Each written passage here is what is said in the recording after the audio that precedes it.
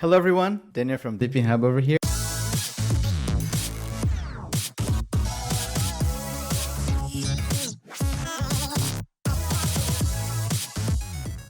This episode is brought to you by Peak, the blockchain for real-world applications and home of DePIN. If you think it's time for Web3 to get real, check out their website at peak.network. That's peaq.network. Hello everyone, Daniel from DePIN Hub over here, and in this special episode I have Jesse, the CEO and co-founder of Uprock. Uprock is revolutionizing the DePIN landscape with its innovative approach to leveraging AI for data acquisition and providing users the ability to share the internet and earn crypto rewards with that. I think it's a very, very interesting project that I've been following for quite some time. And I mean, I met Jesse multiple times we met in Dubai, we met in recently at Consensus in Austin. It's always been interesting to understand the vision of the project, what they're trying to accomplish, how strong their team is, and it's really nice to have you, Jesse, on the podcast today. Yeah, thank you so much for having me. Yeah, it was awesome to see you in Austin. Yeah, we've been bumping into each other all over the world, so it's pretty cool to see you. Let's start by you introducing yourself and your role at Uprock. Sure. Yeah, so my name is Jesse Adams. I'm the co-founder and CEO of Uprock. And like he said, everyone in the world, including your grandmother, knows today that data is the new oil. We all know that, especially with AI coming, the demand for bandwidth and compute is only going to grow exponentially.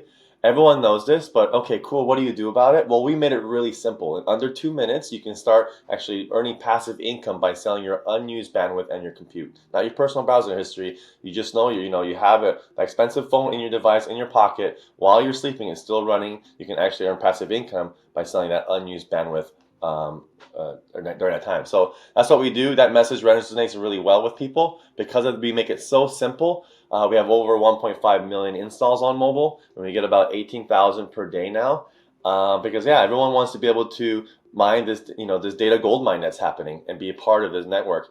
And because it's crypto, it's global day one. Anyone can participate, right? Which is awesome. The underlying business model of bandwidth pays for the tokens, so it's not like printing for fun here. And again, everyone understands data is gold, data is oil, and that's why everyone's so excited about DePIN in general, because it's a really instantly rewarding, great way to onboard people to Web3.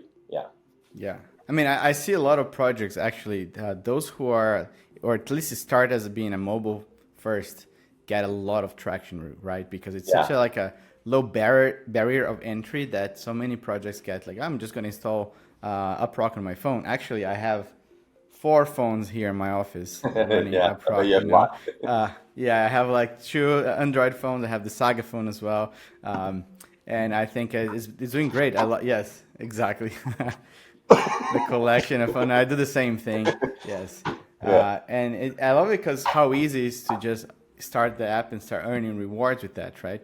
But then, like, for example, how does that work in the background? Like, you're surfing the internet, collecting information, and how does that work, like, under the hood? Yeah, so the common questions we get is, how safe is it? It's in my personal browser history. So I always like to address those really quickly because those things matter. So one, this is a standalone app. It's not a browser extension, so it's not like tied to your personal browser history. On mobile, as everyone knows, when you download an app, you have to ask for permissions. So we don't ask for permissions we don't need. We don't care about your personal browsing history. What matters here is that the internet is dynamic, and people want to be able to collect the data from the internet, whether you're doing performance monitoring or AI data collection or IP location data. These things are best, and the highest quality and the more breadth of data comes from a mobile device. And so companies are willing to pay a lot more money per gigabyte when it's being able to collect, from different cities. Like, for example, one like shoe URL, for if you're trying to do a competitive analysis on shoe companies, the same Amazon URL loading in Seattle, New York, and Miami, that will have different inventory pricing. It might even have different pricing. It might even have a different title. So if you really want to understand, like, okay, what are my competitors doing? You want to feed that into a model. It's garbage in, garbage out unless you have a really good quality data, and then you have quality output. So if you're able to actually collect data and say, here's what's happening in different multiple cities, and you can actually know that because you're loading it on a real mobile device, then that quality of output, the insights that you get will be better. Say, okay, here's what's happening over time. Here's this shoe brand's having this inventory level over time on these public sites. This is the pricing over time. And then that company can make a better, more informed decision because the insights they got were better because the quality of data they got was better. And so that's kind of nutshell what we do. It's a headless browser on your mobile device. So it just runs in the background, runs URLs, basically does data jobs that are highly defined, uh, highly defined jobs. It's not like developers can pick your phone and run any kind of code on it. They're really restricted. So I just want to make that very clear. It's not, we don't evade anyone's privacy. We don't even ask for that. You'll never see those permissions. It's never tied to your personal history. It just runs things in the background, and you get paid for doing so.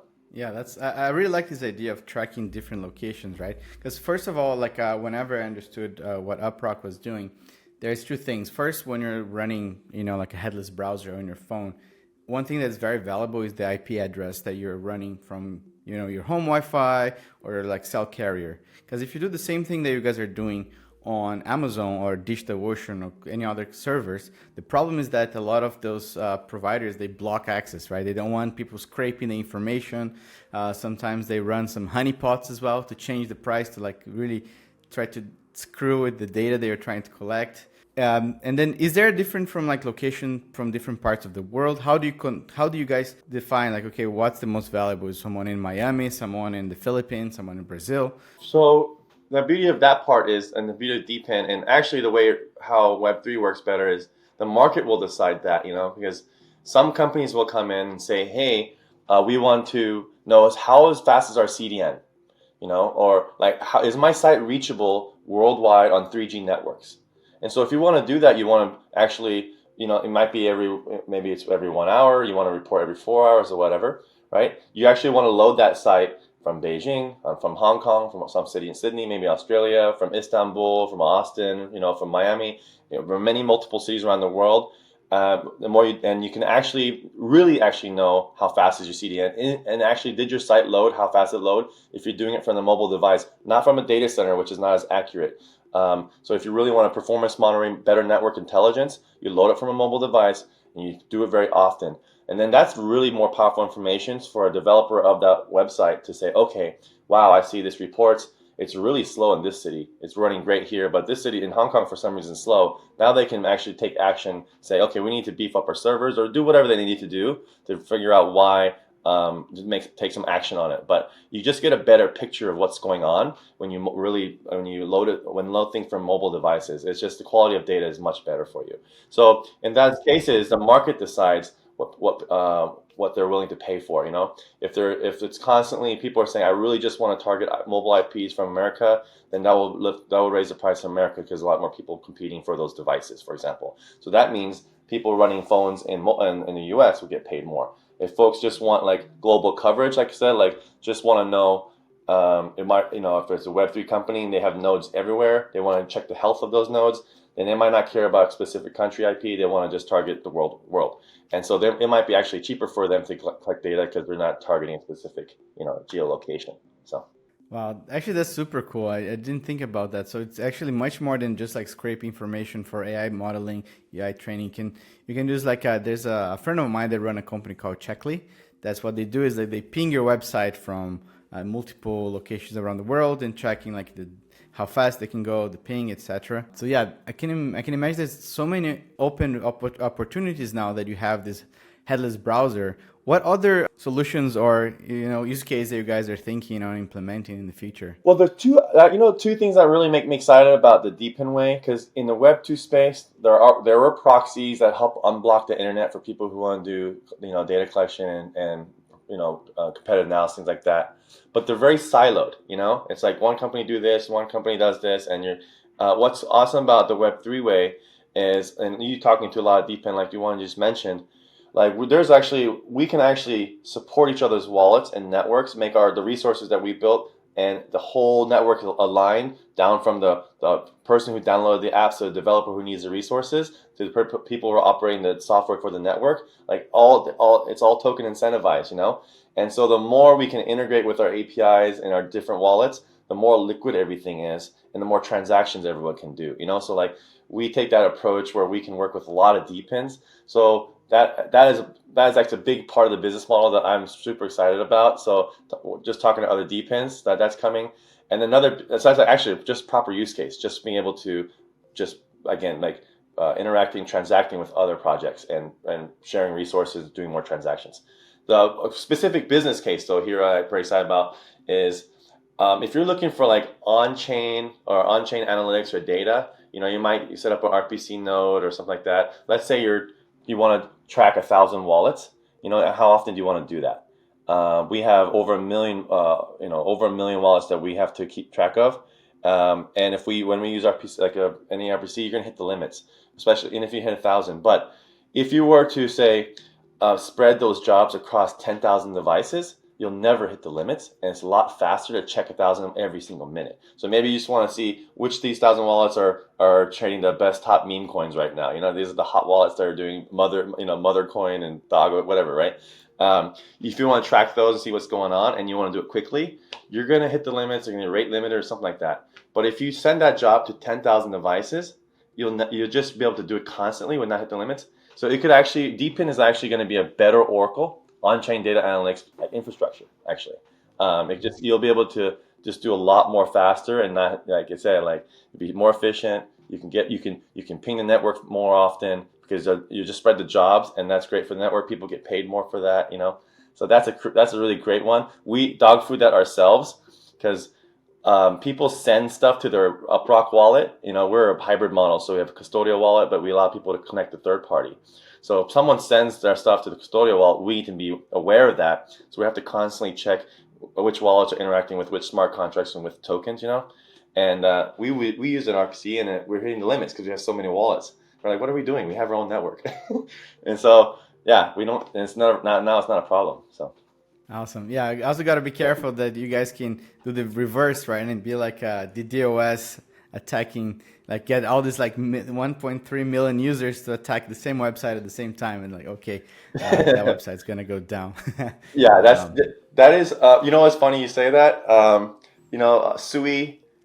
Sui had a campaign last month, says like, what was it called? It was like break Sui or try to bring down Sui. I had like a bring down Sui campaign, and we're like, I bet we could do that. Yeah, right? Because like, yeah, you can like break them and then share the rewards between all the users. I think that's yeah. really They cool. actually had that. We're like, we seriously considered it, but like we had no time. But yeah, I can imagine. Yeah. Because imagine you guys have over 1 million devices already downloaded. Yeah. And just, you guys just better release the TG. But Yeah. before talking about TG, one thing I would like to talk about to our users. Sure.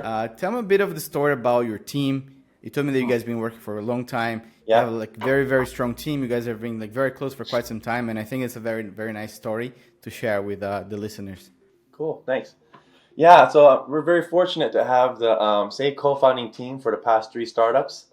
Our first successful startup was called My Candy. It was an app store for adults. And so you can look it up if you want. It's not safe for work, but it was adult content, but it was really a technology company. And it was right around when Android started. So it was like our first successful tech company. And it was one of those ideas where you just were hanging out with friends with drinking beer, and said, hey, wow, this is Android operating system coming. It's going to be open compared to Android's iPhone's walled garden. And I bet you someone's going to do an adult app store because it's actually allowed, where iPhone blocks things like that. And we're like joking, okay, that's cool. I bet someone's going to do it. And a few drinks later, hey, we should try doing that. And we realized no one else was doing it. We were the first. We actually were the first and largest. And that was and from that experience, which was amazing, we learned how to build our own mobile distribution because we didn't realize at the time what the can of worms we're getting ourselves into. Because with adult content, you're blocked from PayPal, Stripe, MailChimp, Play Store, App Store. I mean, everything was a nightmare. So we started to look at alternative forms of payments, crypto. We started to really get into issues of censorship and issues of the internet of world, like different places trying to control what you see or don't see. And so our motto was we treat adults like adults. That was actually our motto for the App Store, And so we built a virtual currency powered system, a full self-service developer portal, and we learned how to scale our own mobile distribution channel to 15 million users without being able to use the App Store models, So we learned really good about how to make traffic, how to squeeze every penny out of traffic, and all those skills we apply today with Uprock, which is why we're able to grow quick there too. So we sold that to a live cam company, a private company there. And then from that experience, we started to started to see issues of privacy. Our customers were asking us for products like, hey, my phone's also for work and personal. Is there a way to protect my privacy? These type of things. So we started to look into VPN extensions and privacy tools. And the more we started to look into and build some, we're like, you know what? We're just fixing other people's browsers. We're putting band-aids on other browsers. Why don't we just build a better browser? And so that was our crazy idea number 2. It's called Tenta. It was an encrypted browser. It's more nerdier than Brave. We encrypted everything, even your cookies, everything is downloaded by default. We built our own VPN protocol called Mimic. It was faster than OpenVPN by orders of magnitude. And then that got the attention of Avast, which is a cybersecurity company in Europe. And their whole business model is VPN browser. And they said, hey, we love your company. We'd like to invest. Once they did really good due diligence and met the team, they're like, you know what? We have 400 million users. We'd love for you guys to help us roll out your protocol to our company because it's faster than what we do. And so it was amazing. That was a really amazing win for us. It was right before COVID. Mike Kenny was a good success story, but this one turned us from entrepreneur to entrepreneur, and that was great. And then from there, the whole idea of that internet or that product was to unblock the internet, and you also, if you're building a browser in the future, you're thinking of Web3. And so we had so many Web3 features in that browser. And so after that story, we're like, you know what? I don't know what we want to do next, guys. Same co-founding team, but we just want to be in Web3. We know there's going to first principles. We know the onboarding is going to suck for a long time. So no matter what, that's a problem we can help solve. But what else can we do to make it a real business?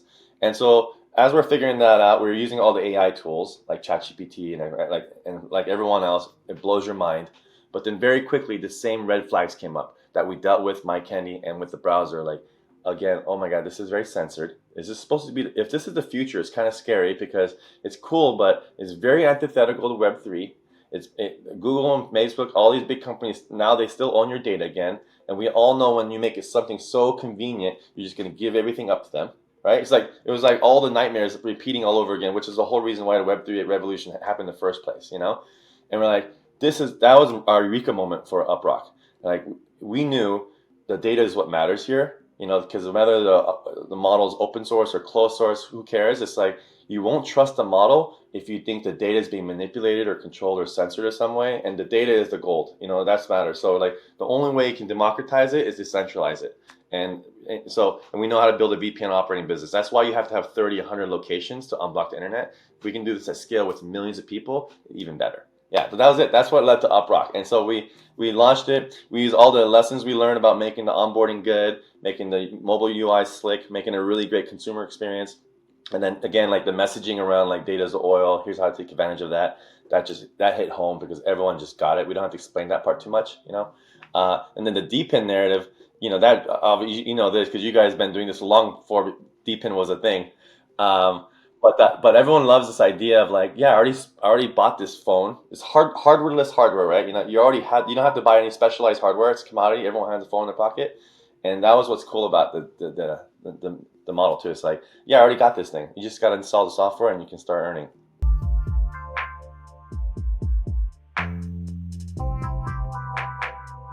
PIC is a layer 1 blockchain designed to power DePINs. Why do DePINs choose to build on PIC? It's fast, scalable, low cost, offer builders are ready to deploy DePIN SDK, and is multi-chain. So when you build on PIC, you're building for all Web3. PIC is home for the fastest growing DePIN projects, with more than 100,000 vehicles and devices deployed, over a dozen DePINs already building, and the world-leading device manufacturers such as Boss partner with them. Think of building a DePIN? PIC has a grant program for DePIN builders.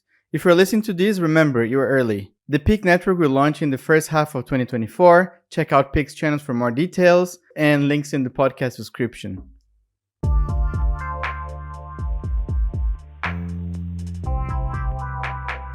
Yeah, I know. I really like this story, and I think how these things build up right up to this moment to release Uprock as well. Everything that you guys are building right now has a lot of compound experience that came from the past as well, right? From all the two companies you guys built in the past. And also one thing they were saying is not just the phone in the pocket. How many people have a phone in the drawer, right, doing nothing? A lot of very, very good phones that you can still use for a lot of things. Might as well just install an Uprock device, let it plug in, start contributing to the network, start making some money. I think, or some passive income basically, right? So I think it's a very, very easy thing to do and frictionless. On this demand side, because supply you guys already have, right?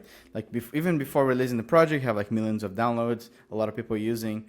Who are you target customer? Because I think you guys are building kind of a marketplace, APIs. I can imagine a 1,000 different use cases being come up. But who right now, who is your target customer? So right now we've already have a few partners that we need to now that TG is done, we just go full steam ahead on this. So Koi Network and Dash Project are a couple of fellow DePIN companies that we're going to work with. So Koi has a very strong desktop presence. They have, I think, over 70,000 desktop nodes today, and they have compute buyers as well, already spending actual money to access their resources. And those companies would also need mobile IPs and mobile data. They want to do both. And so it's kind of a match made in crypto heaven. We're basically going to make it really easy for them to send their data jobs to our network. We distribute them out. Our users can earn Koi tokens now and Uprock tokens for fulfilling these data jobs. And then everyone gets paid. So rev share. It's kind of basically a beautiful model. Same with Dash Project. They have specific data jobs that they're already getting paid for as well. They have also very small mobile footprint. We have a ton of that. They have cybersecurity jobs, and so we're going to send those out again. Our users can get paid. I'm not sure if their token will be ready yet, but at least we're going to pay in Uprock tokens. As soon as their tokens are ready, it'll be great for them, our users, to earn additional tokens. People love that idea. Just wake up and see multiple tokens in your wallet too, because it gives you exposure to a lot of cool startups. That's awesome too. So we love this idea of like aggregate, bundle, grow, and make that whole thing abstracted, like very simple. Like you don't have to know that you're helping. You don't have to set up 3 different accounts or download 3 apps or anything like that. You just know you're helping fulfill really cool jobs and getting exposure to these cool startups. So those are 2 that we're starting this month that will actually be our low-hanging fruit. They'll generate real revenue. And then we have a bunch of other partners we want to work with. Obviously, you guys. We'll have to work with you guys. That's coming because we have both a really strong audience, and I think we can do a lot of things for rev share deals or help promote each other's networks and products. So. Again, like that, we love that kind of composable network building mindset with like-minded friends, companies, partners. Yeah, let's do this. Can you talk a little bit about the TG? When was it? It was exactly 1 week ago, or is it exactly 1 week ago? Yeah. So our TGE was through the Jupiter LFG Launchpad, and so Jupiter, shout out to them. They provide us a lot of support. That whole community, I think they're the most active DAO in all crypto. They're a beast. And we earned their support to win the nomination to launch through them. So they had collectively in that round was like over $200 million worth of juke voted. We had I think it was 54 or around 50,000 unique wallets voted for Uprock, and that was a really awesome way to do it. And the whole process was just I don't know if you've done launchpads before, like personally just do it. They usually just like a static page that says farm the token. You don't even care what the project is. These guys was never even talked about token really. It was always about the project, the AMA, the interview with the founders, and so the setup was really good. But that was last week. So the other thing we did, two unique things we did. We actually launched the community price at the last VC round price, which people loved. And then the second thing we did was we launched a community anti-sniper bot vault, which is brand new. No one's ever done this before, but this is powered by Meteora. And how it works is this. Every launchpad in crypto is plagued by sniper bots. The snipers basically these companies have tons of money. They invest in a lot of infrastructure and the technical know-how to be able to always be the first one when a crypto launches, the first transaction.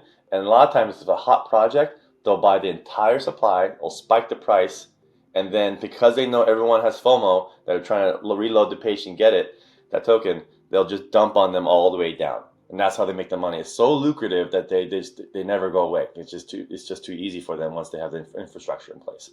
So the only way to beat that, and Meteor thought about this, is like, let's create a better bot for the community. So like fight fire with nuclear bomb, essentially. And where people can preload the vault, and then the guaranteed first transaction when the TG go live on the curve is the community vault. So that means a lot of holders, thousands of people got a really good price from the community, and that was I'm really happy for that, because they're the ones that are going to be probably the most long-term holders, most loyal, the most excited about the projects. These are the ones that probably ask the most questions in our AMA. Again, talk about the product and all that stuff. So yeah, that's good. But it is just the beginning. Really, the real work begins here. It's basically a fundraising effort, and from here, it's like now we got 10 years to like build something great, you know? That's amazing. Yeah, no, exactly. Yeah, I think that makes a lot of sense. I see so many projects, right? Like whenever they launch, you can see the chart. It's just like they spike and then they go down. And then the good projects, they eventually go back up, right? Because I think that's another thing. But those people like destroy a little the market for like a few days or weeks because of these sniping bots. I think focusing all our team energy, as anyone knows, doing fundraising takes up the entire team's resources. You know, everyone has to be like on it to like provide some due diligence or some chart or something, you know, and you just can't, and that's the whole thing. So now that's over, full energy on just focusing on the protocol, the product, the vision behind DePIN. That message is what we're doing, and that's the best way to do this. Like that's all that matters now. It's just building. Yeah, man, I'm so freaking excited for that. Like fundraising is such a pain, and you know, it's like every day you wake up there, your fundraiser, like, okay, I just want to go back to building because I feel that actually brings the most value to what I'm trying to build, right? So now that the work begins, but now it's much more exciting as well. So everything that you guys been built about is just like the base, and now the fun starts. And yeah, I can't wait to figure out ways that we can work together. There's a lot of things that we're doing. One thing that we're currently working on DePIN Hub is something that we call DePIN Score, which we try to analyze like users' wallets, and then based on their on-chain analysis, on-chain data, we're gonna give like users like, okay, those are users have like, you know, they deployed a Helium hotspot, they deployed GeoNet device, they've been, you know, mining Uprock for X amount of days, X amount of months, and that's actually a much better user than someone that's just trying to, you know, have the fastest network infrastructure to snipe some launchpad. Part of what we're trying to do on DePIN Hub is like we're going to have a launchpad as well that we're going to try to work with DePIN projects. But the difference that we're trying to do is like it's not just an infrastructure play in terms of DeFi. It's about valuing those users who spend the work to actually build some sort of DePIN. We call it like being a good DePIN citizen, right? Because imagine that now you've been putting a lot of effort on building this reputation for quite some time, deploying different projects, and then you try to buy some Uprock or some other token, and then there's like the sniping problem. You're gonna get really frustrated. And we've been thinking about like for quite some time now, how can we help solve that problem? And that came with like with this DePIN score. Those are the users who are gonna have preference in order to, you know, get tokens or get hardware on the launchpad. This way, we're gonna have like a anti-Sybil attack protection as well, because you know person can just like build 1,000 wallets because those wallets have nothing. There's no on-chain activity, so there's gonna be no opportunity for them. But yeah, anyway, I can talk about this forever, but it's something that I'm very excited about, trying to get this DePIN score, this DePIN community, and then give them the opportunity to be the first one to participate in other DePIN projects. I think that's great. Like, I mean, we could use that where, you know, when people, like, basically it would be like a badge or a credential, you know? And so when we make our APIs or SDK and say, here, this is SDK to access our network, and then essentially it's like, how would you do the targeting? Right now it's like basically geolocation or a cities, or it's like mobile operator. You want to target Vodafones, you know, Vodafones in China, this kind of thing, or 3G networks in just geolocation. But another check would be, would you like to have this credential of this, you know, the DePIN Hub citizen? Like, these are folks that have actually verified do jobs well, the real humans, like, and that could be just a premium. Because you know, it's a badge that says we verified that these are people who are that know how to run nodes to do it properly. Because I think that'd be great, because we try to keep the barrier to entry low, and there's a trade-off for that, you know.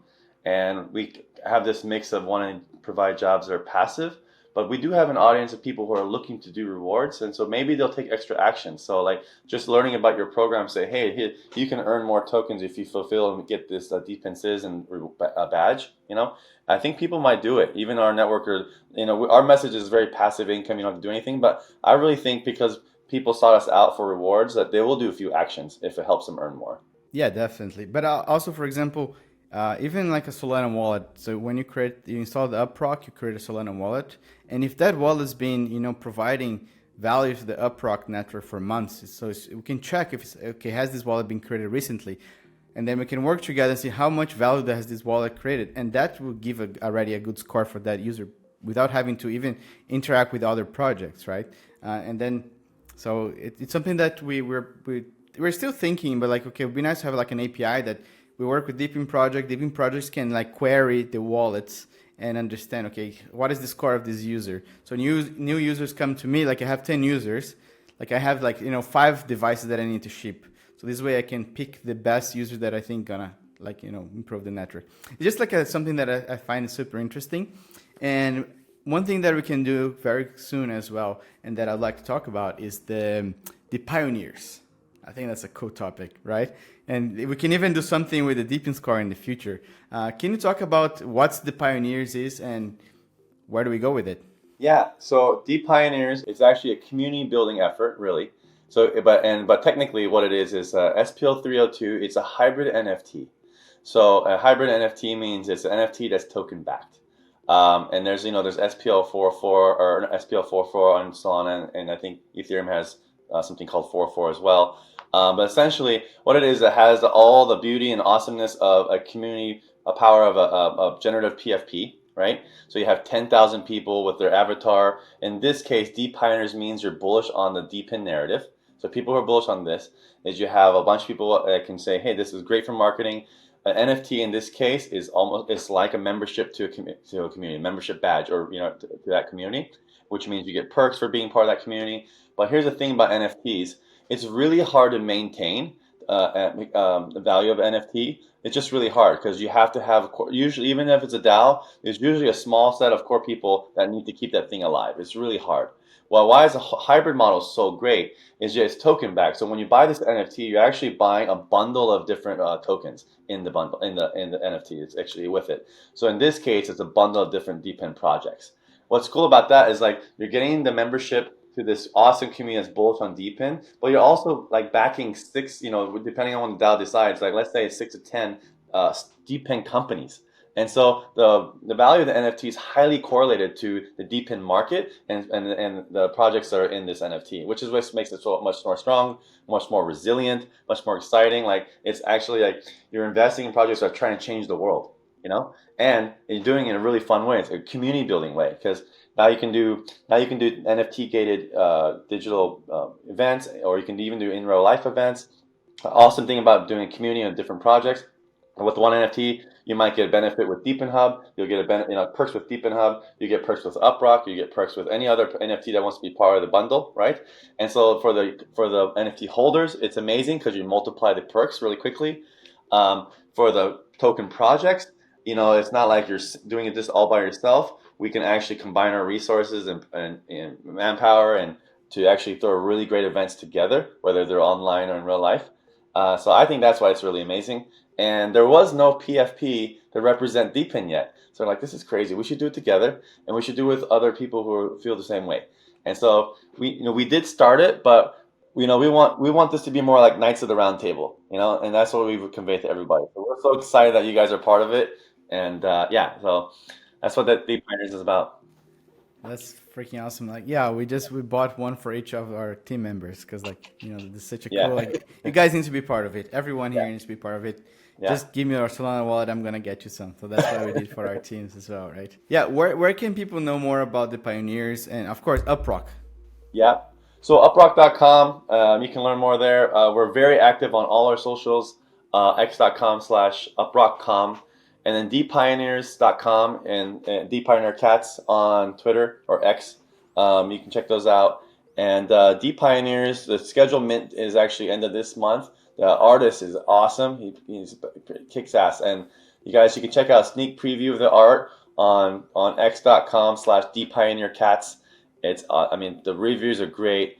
I've got a few more sneak peeks this week I want to share out pretty soon. But yeah, it's pretty cool. It's like Space Cowboy Cats. So stay curious. Travel the world. That's kind of the theme of the thing. DePioneers is like DePIN frontier, right? We're on a new frontier of Web3. And that's what have the curiosity of the cat. So be early, be curious. Are you DePIN or out?